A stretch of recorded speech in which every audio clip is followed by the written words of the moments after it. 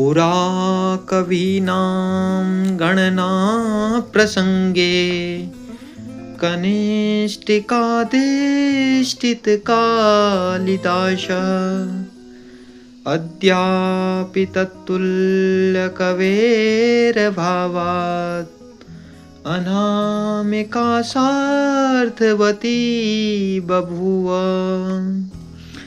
पुष्पे सुजाति नगरी सुकांची नारीषु रंभा पुरुषेषु विष्णु नदीषु गंगा क्षितिपेषु रामः काव्येषु माघः कवि कालिदासः। नमः सर्वेभ्यः। अहम् अस्मि अनिलः। मित्राणि, अहम् अद्य आरभ्य प्रतियोगी परीक्षाणां विषयं पाठयन् अस्मि। आशास्ति यत् भवन्तः सम्यक्तया पठिष्यन्ति इति। मित्रों, हम इससे पहले अनिवार्य संस्कृत हिंदी विषय के साथ पढ़ाई जाने वाली उत्तराखंड राज्य की नवीन पुस्तकों का अध्ययन कर रहे थे। आज से मैं संस्कृत साहित्य व्याकरण दोनों का ही प्रतियोगी परीक्षाओं के पाठ्यक्रमानुसार शिक्षण कराऊंगा। यह पाठ्यक्रम सभी राज्यों की प्रतियोगी परीक्षाओं के लिए उपयुक्त होगा, जैसे TET, SET, NET, TGT, PGT आदि। आशा करता हूँ इस पाठ्य सामग्री से सभी लाभान्वित होंगे, सभी को लाभ मिलेगा। आइए आज संस्कृत साहित्य के श्रेष्ठ महाकाव्य रघुवंश महाकाव्य, जो महाकवि कालिदास जी द्वारा रचित है, इसका अध्यापन हम करते हैं। कालिदास एवं रघुवंश महाकाव्य। तो ये रघुवंश महाकाव्य संस्कृत साहित्य का बहुत श्रेष्ठ ही महाकाव्य है, जिसका अध्ययन हम कर रहे हैं। तो सर्वप्रथम कवि इसके जो हैं वो महाकवि कालिदास हैं। तो कालिदास उनका नाम है। इनके जन्म के विषय में विभिन्न प्रकार की भ्रांतियां हैं। जन्म स्थान के विषय में भ्रांतियां हैं। प्रथम शताब्दी से चौथीं अर्थात चतुर्थ शताब्दी ईसा पूर्व तक इनका जन्म काल माना जाता है। गुप्त काल सम्राट विक्रमादित्य के समय समकालीन इनको माना जाता है। जन्म स्थान के विषय में विभिन्न प्रकार की धारणाएं हैं। मत वैविध्यम वर्तते। जन्म स्थान विदर्भ, उज्जैन, बंगाल, उत्तराखंड, कश्मीर, विवादित सभी ये जन्म स्थान जो हैं, इन पर विभिन्न प्रकार के विवाद भी हैं। अधिकांश मत उज्जैन को मानते हैं। इनकी विशेष उपाधि के विषय में बात करेंगे। तो विशेष उपाधि कविकुल गुरु कालिदास इनको कहा जाता है। अगर प्रतियोगी परीक्षाओं में आपको पूछा जाए तो इनकी जो उपाधि आती है, दीपशिखा इनकी उपाधि है। यह आपको पूछा जाएगा विशेष रूप से। कालिदास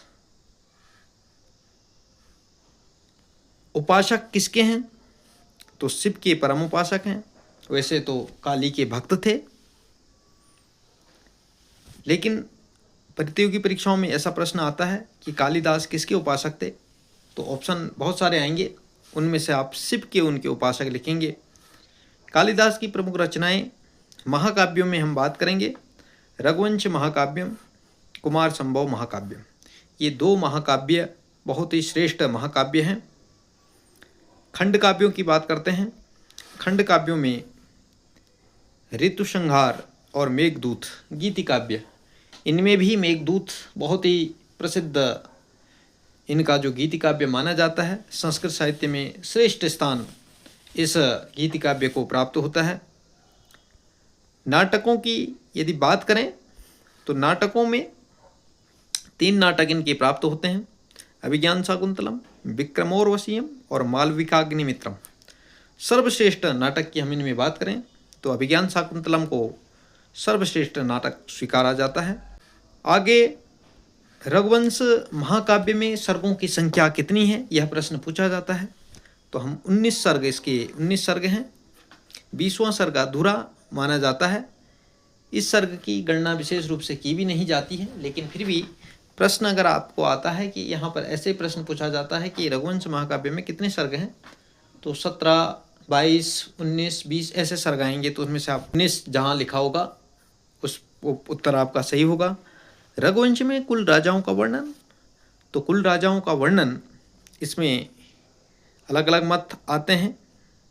पुस्तकों में विभिन्न जो पुस्तकें होती प्रतियोगी उनमें अलग अलग मिलता है। मैं आपको स्पष्ट कर दूं तो 29 राजाओं का भी वर्णन प्राप्त होता है। मनु व इक्ष्वाकु सहित इन 2 राजाओं को जोड़ते हुए 31 राजाओं का वर्णन भी कहीं प्राप्त होता है। तो ऐसा भी आप कहीं आपको जितना है, कहीं पर अगर 29 है तो आप 29 को ही चयन करेंगे। अगर 31 नहीं है वहाँ और 31 है तो 31 को आप उस उत्तर को वहाँ पर आप सही करेंगे। अर्थात पहले राजा तो दिलीप माने जाते हैं और अंतिम राजा अग्निवर्ण जिन्हें अग्निमित्र कहा जाता है, ये पहले और अंतिम राजा यहाँ जिनका वर्णन प्राप्त होता है। पहले राजा किसका वर्णन मिलता है और अंतिम राजा किसका वर्णन मिलता है रघुवंश में, इस प्रकार के प्रश्न आएंगे। विक्रमादित्य के नवरत्नों में से एक रत्न कालिदास को माना जाता है। बहुत से राजाओं का वर्णन है जिसमें प्रमुख राजा दिलीप, रघु, अज, दशरथ, राम, कुश आदि हो जाएंगे। ऐसा ही प्रश्न पूछा जाएगा रघुवंश में श्लोक संख्या कितनी है, तो श्लोक संख्या 1569 श्लोक संख्या है। रघुवंश के 12वें सर्ग में सर्वाधिक श्लोक 104 तथा 18वें सर्ग में 53 श्लोक हैं। यह सबसे छोटा सर्ग माना जाता है। रघुवंश का ऐसा पूछा जा सकता है कि रघुवंश का सबसे बड़ा सर्ग कौन सा है और सबसे छोटा सर्ग कौन सा है।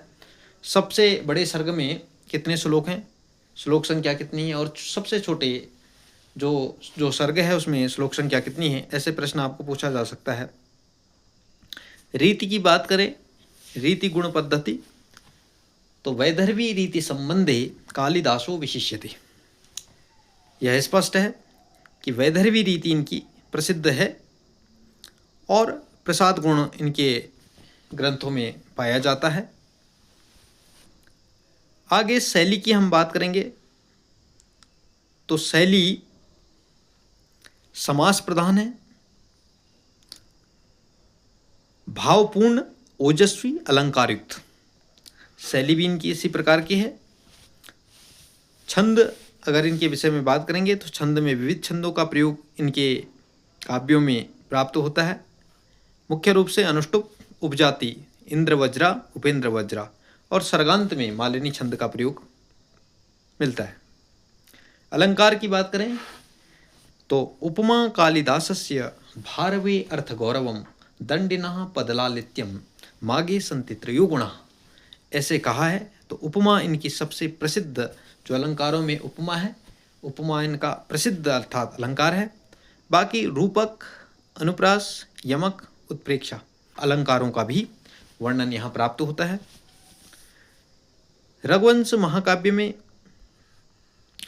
महाकाव्य के नायक कैसे हैं, कौन से प्रकार के हैं, तो इसमें आ जाएगा श्री राम धीरोदात्त हैं, आदर्श पुरुष हैं, धर्म के प्रतिपालक हैं। यहाँ नायिका कौन है, तो नायिका सीता जी हैं। रघुवंश महाकाव्य यह लघुत्रयी में भी सम्मिलित काव्य है। कालिदास के लघुत्रयी में सारे ग्रंथ हैं। कुमार संभव उन्हीं का है, मेघदूत उन्हीं का है और रघुवंश उन्हीं का है। 2 काव्य और एक गीति काव्य उन्हीं के हैं। इनको मिलाकर के लघुत्रयी कहा जाता है। तो प्रश्न पूछा जा सकता है कि अंतर्गत आने वाले ग्रंथ हैं। इस प्रकार से बहुत सारे ऑप्शन आएंगे, तो जो सही होगा आप इसको ऐसा ट्रिक से भी समझ सकते हैं। कुमेर, कुमेर, कु से कुमार संभव, मे से मेघदूत और र से रघुवंश। कुमेर करके ऐसे याद कर दीजिए, कुमेर, कुमेर। तो इसको ऐसे कर सकते हैं आप, कुमेर करके ऐसे कर सकते हैं आप इसको। उसके बाद आश्रित ग्रंथ की बात करें तो आश्रित ग्रंथ रघुवंश महाकाव्य रामायण पर आश्रित ग्रंथ है। वाल्मीकि कृत है रामायण, इससे प्रेरित। और पद्म पुराण भी कहीं पर पूछा जाता है तो पद्म पुराण से आप इसको, कहीं पर पद्म पुराण आएगा, रामायण नहीं आएगा तो पद्म पुराण आप लिखेंगे। प्रमुख रस में तो वीर रस, श्रृंगार रस, करुण रस, शांत रस, इन सभी का समन्वय इनके ग्रंथों में दिखाई देता है। रघुवंश महाकाव्य का मंगलाचरण किस प्रकार का है? तो मंगलाचरणों के प्रकार होते हैं नमस्कारात्मक, वस्तु निर्देशात्मक, आशीर्वादात्मक, इस प्रकार के होते हैं। तो इसमें से ऑप्शन आएंगे कि रघुवंश का मंगलाचरण किस प्रकार का है? नमस्कारात्मक। कौन सा है? वागर्था विव संपृक्तो वागर्था प्रतिपत्तये जगतः पितरो वंदे पार्वती परमेश्वरो, ये इसका मंगलाचरण है। रघुवंश में सर्गवार वर्णन इस प्रकार है। तो ये सर्गवार संक्षिप्त मैंने यहाँ पर सार लिखा है। तो प्रथम सर्ग में कालिदास की मंगलाचरण व दिलीप का वर्णन किया गया है। दिलीप की संतानहीनता और संतान प्राप्ति के लिए गुरु वशिष्ठ के आदेशानुसार कामधेनु की पुत्री नंदिनी की सेवा प्रण लेना, ये प्रथम सर्ग में वर्णन किया गया है। द्वितीय सर्ग में वर्णन दिलीप की गौ सेवा की कथा आती है।